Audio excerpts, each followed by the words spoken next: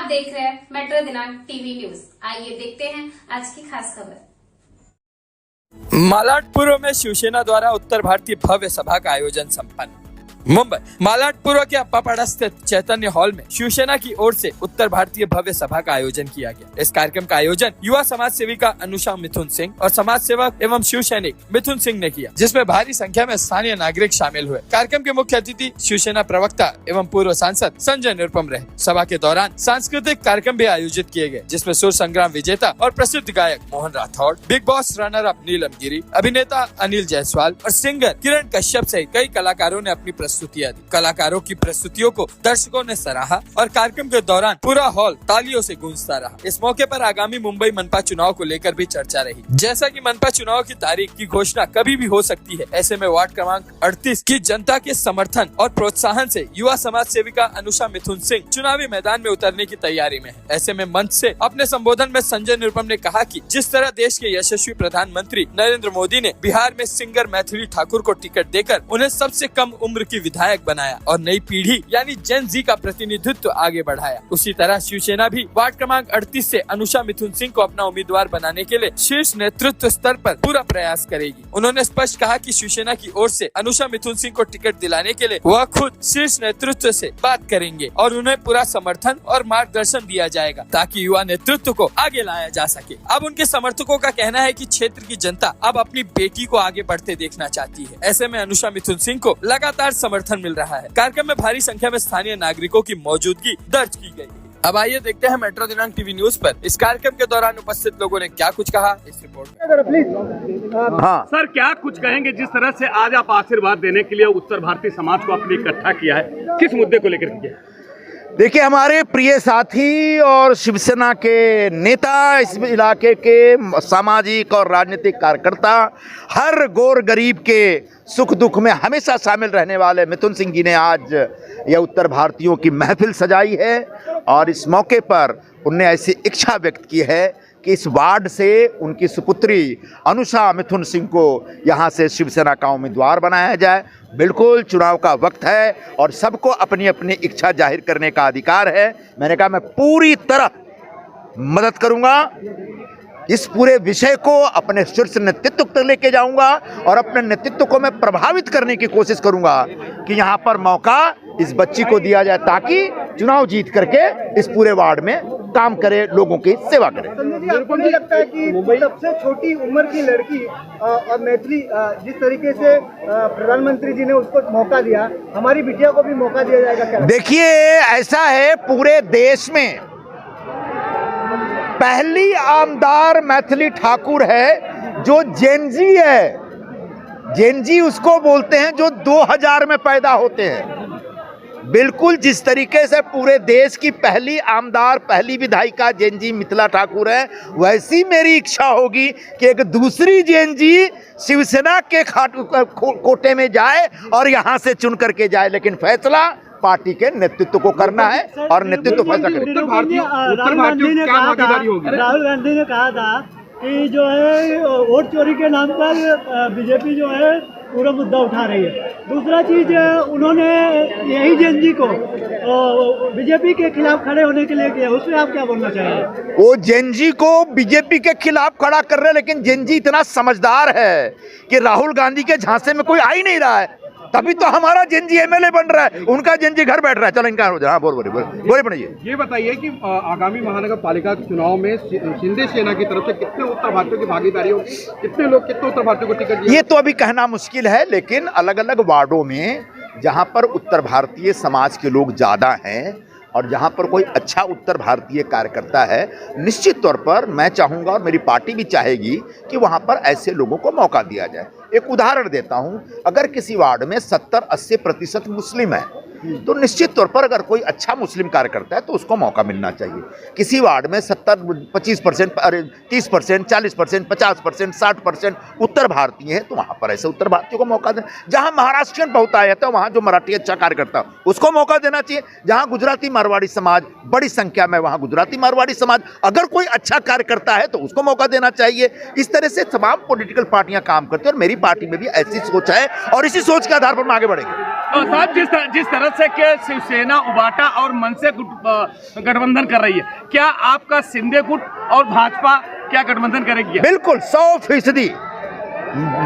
ये नागपुर में 2-3 दिनों तक कंटिन्यूअस बैठक हुई और उन बैठकों के बाद आपने देखा होगा महाराष्ट्र में भारतीय जनता पार्टी के जो अध्यक्ष उन्होंने घोषणा की, अब सिर्फ मुंबई नहीं, आने वाले तमाम महानगर पालिकाओं के चुनाव में शिवसेना, बीजेपी, अजीत दादा पवार की पार्टी एक साथ लड़ेगी। यहां तक कि संभवतः जिला परिषद कोई भी आता है बजा के चला जाता है और हमें आगे बढ़ने के लिए ही वो हमारे लिए पार्टी से टिकट लाने की कोशिश करेंगे। यदि आपको मौका मिलता होगा, किस तरीके की तैयारियां हैं और क्या क्या काम करने वाले हो आप? पहले तो मैं एजुकेशन और शक्ति, नारी शक्ति पे वो करूँगी, क्योंकि जो मेरे को वार्ड मिलेगा 38 भैया बोल रहे हैं, उस वार्ड में एजुकेशन मैंने ऐसा देखा है कि एजुकेशन थोड़ा सा वो है, तो मैं पहले एजुकेशन को इम्प्रूव करूँगी, फिर नारी शक्ति पे मैं आवाज़ उठाऊँगी, क्योंकि आजकल बहुत सी महिला के साथ बहुत दुर्व्यवहार हो रहा है। सो मैं पहले नारी शक्ति की आवाज़ उठाऊँगी और एजुकेशन को डेवलप करने की पूरी कोशिश करूँगी, अगर मेरे को वहाँ से पब्लिक जिताए तो।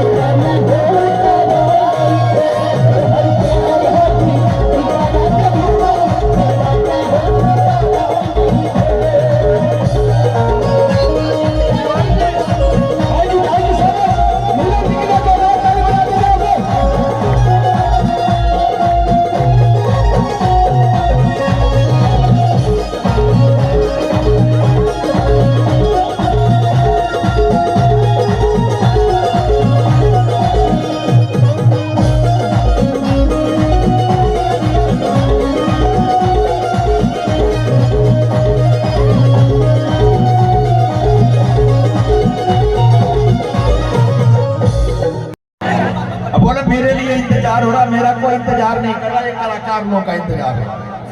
सही बोल रहा हूँ?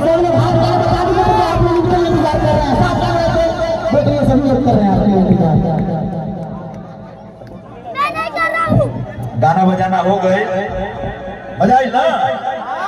अरे मजा आई कि नहीं? जरा जोर से बोला, आई ना मजा? अभी और गई हैं राठौर जी, और गई हैं नीलम गिरी जी, आज बड़ी थोड़ा नचिया होती है, थोड़ा डांस वांस दिखाई है। आज चैतन्य हॉल में अप्पा पाड़ा में हमारे भाई और दिंडोसी के एक जिंदा दिल सामाजिक राजनीतिक कार्यकर्ता श्री मिथुन सिंह जी ने ये जबरदस्त महफिल सजाया है। सबसे पहले मिथुन सिंह जी के लिए जोरदार एक तारीफ चाहिए। मिथुन भाई बड़ा जोरदार एक उत्साही कार्यकर्ता है, दिन रात कुरार में अप्पा पाड़ा में रास्ता पे उतर के लोगों की सेवा करने में लगे रहे। कहीं आग लगती है, मारामारी होती है, तो पुलिस वालों को, फायर ब्रिगेड को बाद में पता चलता है, पहले मिथुन सिंह को पता चलता और वहां पहुंच जाते हैं। ऐसे एक सक्रिय कार्यकर्ता मिथुन भाई उन्होंने आज यहाँ पर शानदार ऐसा उत्तर भारतीय सभा का आयोजन किया है। चुनाव का टाइम है, अभी चुनाव आएगा तो चुनावी भाषण होगा। चुनावी महोत्सव में खूब चुनावी भाषण होता है, लेकिन तब तक अपनी अपनी तैयारी होनी चाहिए। मन में इच्छा भी होती है, इच्छा जाहिर भी करना चाहिए, और इच्छा जाहिर करने के लिए मिथुन भाई अपनी बिटिया रानी को मैदान में उतारने के लिए आए। आइए,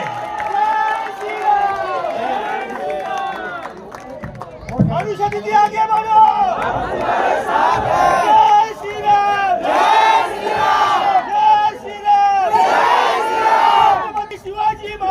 अनुषा को मौका मिले और इनकी ये इच्छा है, इसको पूरा करने के लिए पार्टी में जो हमारा शीर्ष नेतृत्व है वहां तक इस बात को पहुंचाएंगे, और मैं पूरा प्रयास करूंगा, एड़ी चोटी लगा दूंगा कि अनुषा मिथुन सिंह इस इलाके के आज बड़ा इस वार्ड के हर गरीब के साथ जुड़े, हर कमजोर के साथ जुड़े और उनकी मदद करें, उनके हर सुख दुख में शामिल रहे। जैसा बाप वैसी बेटी होगी, बाप भी काम करते होगा, बेटी भी आगे जाके खुद दिन रात काम करेगी। नहीं, पहले तो पिता का आशीर्वाद होता है, उसके बाद हमारा ना। पहले तो बाबूजी के आशीर्वाद मिली ना, पहले पापा के आशीर्वाद के बाद चाचा के आशीर्वाद। तो थोड़ा माहौल चुनावी धीरे धीरे होना है, और एक बार फिर से शिवसेना, बीजेपी और अजीत दादा पवार की जो पार्टी है एनसीपी, उस महायुति को जबरदस्त विजय दिलाना है। कहीं पर धनुष्यबाण होगा चुनाव चिन्ह, कहीं पे कमल का निशान होगा, कहीं पे घड़ियाल होगा, कहीं पे घड़ी होगी। ये तीनों निशान याद रखना, ये तीनों निशान साथ में चलेंगे, आपके साथ खड़े रहेंगे। बाकी सब देश तोड़ने वाले, समाज में जहर फैलाने वाले, मंदिर में दिया जलते हुए दिया को बुझाने वाले हैं, और जो जलते हुए दिया को बुझाते हैं उनकी पूरी पार्टी को बुझाने का टाइम इस बार आ रहा है। महानगर पालिका चुनाव में आप सबसे गुजारिश है, जब चुनाव की घोषणा हो जाएगी, उम्मीदवार की घोषणा हो जाएगी, तो और जोर से और मस्ती से बात की जाएगी। फिलहाल आप लोग इतनी बड़ी संख्या में यहाँ पे आए मिथुन भाई के आमंत्रण पर, जरा मिथुन सिंह जी के लिए जोरदार ताली बजाओ लोग जरा। अभी देखिए, 25 वर्षों तक मुंबई महानगर पालिका को रहमान डकैत की तरह लूटा है। ऐसे लोगों को इस बार महानगर पालिका में नहीं आने देना है। संजय भैया, संजय भैया, ऐसे तमाम रहमान डकैत, ऐसे तमाम रहमान डकैतों को इस बार यहाँ से उठाकर बाहर फेंकना है और अपने भगवा की सत्ता यहाँ पर स्थापित करनी है। आज बस इतना ही, हम सब तुरंत हो जाएंगे इस बार। यही बोला है वो उबाटा और कांग्रेस के गोल टोपी वाले लोग, उन लोग चाह ही रहे कुर्ला मालोनी यहीं से हमारा महापौर जाए, वो इधर के महापौर नहीं चाहते। तो ये सब मैं सीखा हूँ मेरे भैया से, और मेरे भैया का आशीर्वाद, मेरे परिवार के जैसे मेरे भैया मेरे साथ में खड़े रहते हैं। कभी मेरे ऊपर महादेव का स्टिकर लगाने जाता हूँ तो केस भी रजिस्टर होने जाता है, तो पुलिस चौकी में फोन करते हैं, अरे हिंदू है स्टिकर तो लगा रहा है, क्या गुनाह किया। फिर भी वो केस नहीं लेते पुलिस वाले, क्योंकि भैया की ज्यादा बात सुनते हैं उन लोग। एक बात बताता हूँ, भैया डांटते भी बहुत है, बोलते हैं दिवाली में लोग लक्ष्मी पूजा करते, तुम महादेव का स्टिकर कहाँ लगा रहे थे। तो ये भी मेरे लिए एक सीख है। ठीक है भैया, धन्यवाद, प्रणाम। समाजवादी पार्टी को साइन किया चलेगा,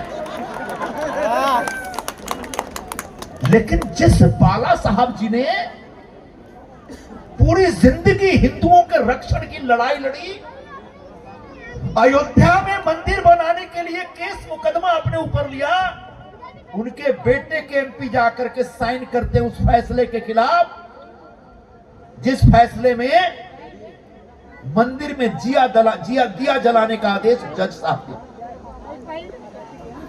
मेरा सवाल यह है कि मंदिर में दिया ना जली तो क्या कब्रिस्तान में दिया जली? बताओ। तो वो भी यहां वोट मांगे। अगले महीने चुनाव है, उनसे सबसे पहले पूछना कि तुम तो मंदिर में दिया जलाने के खिलाफ, अब भागो नहीं तो ये दिया मुंह पे फेंक देंगे। तो जाति के नाम पे, मजहब के नाम पे जो झगड़ा कराते हैं, भाषा के नाम पे झगड़ा कराते हैं, तो पूरा का पूरा इस देश में हिंदू समाज के खिलाफ जहर फैला रहे हैं, षड्यंत्र रच रहे हैं। ऐसे लोगों के खिलाफ हमारी लड़ाई है, और वो लड़ाई आने वाले जनवरी महीने में महानगर पालिका चुनाव के रूप में होगा। और उस लड़ाई में आप सब लोगों के मदद चाहिए। मदद मिली कि ना मिली बताओ जल्दी, सब हाथ उठा के बताओ लो, मिली ना मदद? कोशिश करूंगा कि इस बच्ची को मिल जाए।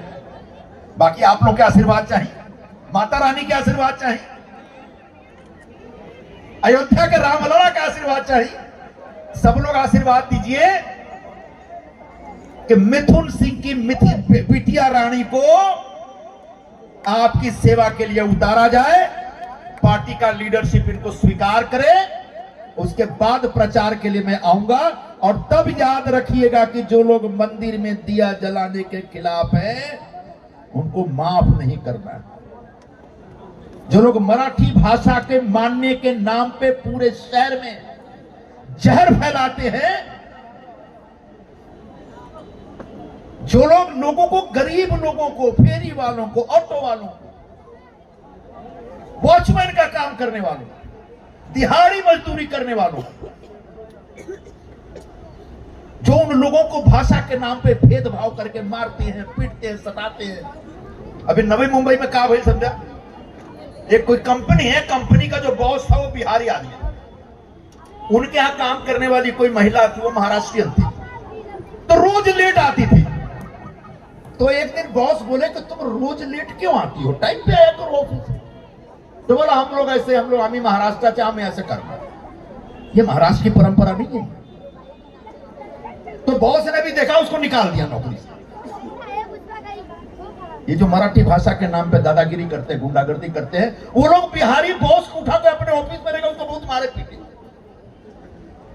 इससे एक अकेला आदमी है, उसको 4 लोग गुंडागर्दी करके पकड़ लोगे, मार लोगे, लेकिन इससे आखिर में पूरे महाराष्ट्र का नाम खराब होता है, मराठी भाषियों की इमेज पर पूरा असर पड़ता है। आप जो हमारे पीछे नफरत की दीवार खड़ी कर रहे हैं, वो तो है, वरना हम तो सब एक हैं। हम सब हिंदू हैं, इस देश के नागरिक हैं। हमारा पड़ोसी कोई गुजराती है, कोई महाराष्ट्री है ना, कल को बिल्डिंग में कोई चाली में, सोसाइटी में कोई प्रॉब्लम होता है, ये थोड़ी कोई देखता है कि उसकी भाषा क्या, उसकी जाति क्या है। सब लोग, पूरे सोसाइटी के लोग निकल के उसको संभालते कि नहीं संभालते। कई बार मुथिन भाई बुलाते अपने एरिया में, कोई गुजराती आदमी था जिसका घर तोड़ दिए थे, सब घर तोड़ दिए। हम थोड़ी देख रहे गुजराती हम नहीं करेंगे, हम सिर्फ बिहार और यूपी वालों को करेंगे, नहीं, हम सबके लिए लड़ते हैं। और आमदार साहब को फोन किया तो 6 बार फोन किया, आमदार ने फोन ही नहीं दिया। अब मुझे फोन किया, मैं चला गया, क्या भाई कोई गुजराती आदमी का घर तोड़ दिया, मैंने बना पूछे, बचाया उसको। हम लोग कभी भाषा के नाम पे भेदभाव नहीं करते। जो गरीब है, कमजोर है, जो जरूरतमंद है, उसके लिए खड़ा रहना चाहिए, उसको मदद करनी चाहिए, ये हमारा काम है। और यही मैं सिखलाना चाहता हूं अनुशासन। कभी भेदभाव नहीं करना चाहती भाषा के नाम पे। जो लोग भेदभाव करते हैं, 2005 में उन्होंने पार्टी शुरू की थी, जो भेदभाव करते हैं, करते करते अब उनको कुल मिला के सिर्फ 1.5% वोट मिलता है। लोगों ने रिजेक्ट कर दिया। इस चुनाव में भी, महानगर पालिका चुनाव, हम पापा लोग जितने भी पैसे कमाते हैं, हम लोग के घर में जब बेटी पैदा होती है, कमाई बढ़ जाती है। सही बात है।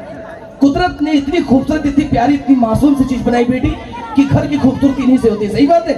एक चीज और, छोटी बच्चियां और मम्मी दोनों सज धज के तैयार होकर अपने हस्बैंड के सामने जाए और पूछे कि हम दोनों में कौन अच्छी लग रही है, तो कौन अच्छी लगती है? यह बात 4 लोग के सामने बेटियां बोल दे कि हम पापा की बेटी है, तो ऐसा लगता है हमने यही दौलत कमाई है। सही बात है। यकीन मानिए मैं इस वक्त जब से मेरी बेटी हुई है तब से मैं पूरी दुनिया में बात पहुंचाना चाहता हूं कि अगर आपको कामयाब बनना है तो आपके घर में बेटी होनी बहुत जरूरी है। एक बार वापस से जोरदार ताली बेटी के लिए। हेलो। कल मैडम जी एक लड़की है एकदम इनकी तरह थी, मिली थे हमें, हर बात पे इंग्लिश बोल रही है, इंग्लिश बोल रही है हर बात पे। हम हिंदी बोल रहे हैं, हम हिंदी बोले वो इंग्लिश बोल रही है। मुझसे कह रही शफीक जी आपको इंग्लिश नहीं आती है? हमने कहा मैडम जी जितनी इंग्लिश पढ़ लो, जब पीछे कुत्ता पड़ता है तो हिंदी मंगाने में जाता है। हट हट हट हट हट हट हट। अब फिर कुत्ता अपनी तरह से बोलता है इसे। एक चीज और, जो बच्चे इंग्लिश मीडियम में पढ़ते हैं उनमें और गरीब बच्चों में कितना फर्क है ना। इंग्लिश मीडियम बच्चे हर बात पे इंग्लिश में बतियाते हैं, गरीब बच्चे हिंदी में। एक बार दोनों बच्चे अपने दोस्तों के साथ चिड़िया करके घूमने के लिए पिंजरे में देखा गोरिल्ला काले रंग का, तो इंग्लिश मीडियम बच्चा अपने दोस्त से कह रहा है hey look this is King Kong, no disturb, okay. अब गरीब बच्चा अपने दोस्त से अबे कल्लू देख तेरा बाप, मार साले को पत्थर मार तू था तो मजा नहीं आ रहा। भाई जितनी इंग्लिश पढ़ लो जो मजा हिंदी में कहीं नहीं है। सही बात है।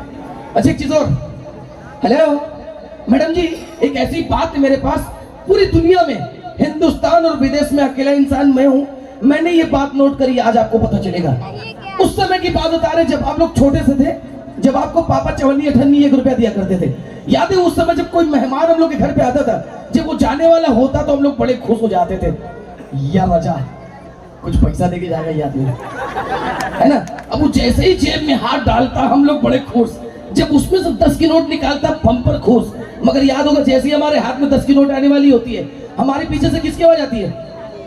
मम्मी की। अरे रहने दो मत दो पैसा बच्चे को, अरे बच्चा खराब हो जाएगा, आग लग जाती तन बदन में। यही हमारी अम्मा है, आता पैसा चला गया।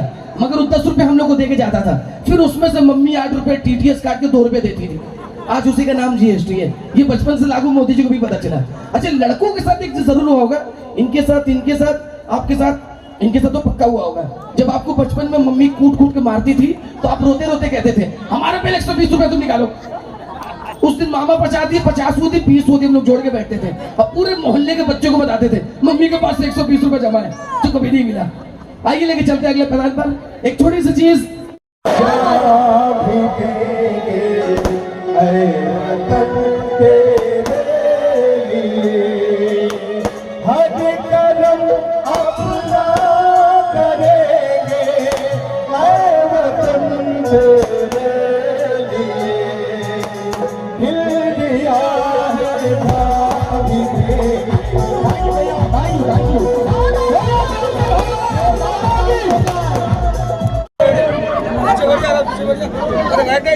ऐसे ऐसे लोग आजकल मुंबई में राजनीति करने लगे हैं जिनका जन सामान्य से कोई लेना देना नहीं। जाति के नाम पे, भाषा के नाम पे लोगों को भड़काना, डराना, धमकी देना।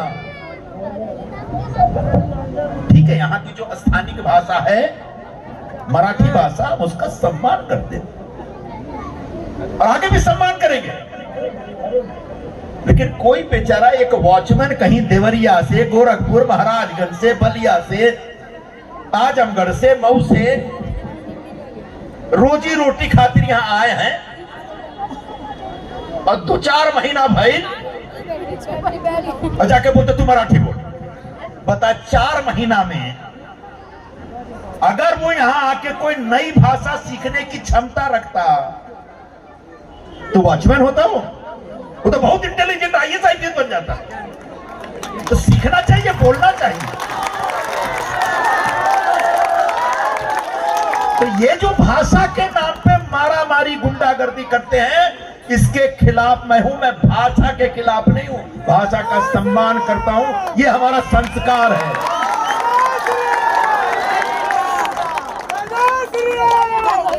आजकल उनसे हाथ कौन मिलाए हैं? मालूम उनसे हाथ कौन मिला रहे हैं? बांद्रा वाले लोग, मातोश्री वाले लोग। उनका ताजा कहानी बताऊं क्या हुआ? तमिलनाडु में मदुरई के पास एक मंदिर बा, कई हजार साल पुराना मंदिर, पहाड़ पे। बगल में कोई दरगाह हुआ, तो दरगाह वाले झगड़ा करते हैं कि मंदिर में दिया मत जलाइए। बताओ मंदिर में दिया ना जली तो कहां जली बताओ। अच्छा जी, वो सारे जो मंदिर वाले लोग रहे, हिंदू लोग रहे, वो कोर्ट में चल गए पिटीशन लेके कि साहब हमको परमिशन दीजिए कि हम अपने मंदिर में दिया जलाएं। इस देश का दुर्भाग्य है कि मंदिर में दिया जलाने के लिए लोगों को अदालत में जाना पड़ रहा है। जज साहब ने ऑर्डर दिया कि दिया जलाओ, तुम्हारा अधिकार है। और जब दिया जलाने का आदेश आया तो दरगाह वालों ने हंगामा मचा दिया, बवाल काट दिया। और वहां जो डीएमके वालों की सरकार है तमिलनाडु में, उस सरकार में दिया नहीं जलाने दिया, सुप्रीम कोर्ट में चले गए। उसके बाद जिस जज ने कहा था कि मंदिर में दिया जलना चाहिए, उस जज के खिलाफ लोकसभा में उसको सजा देने की नोटिस, महाभियोग बोलते हैं उसको, और उस नोटिस के ऊपर साइन करने वाले कौन? तो उद्धव ठाकरे के एमपी लोग। चलो कांग्रेस वाले साइन करे, समझ में आया ये सनातन विरोधी है।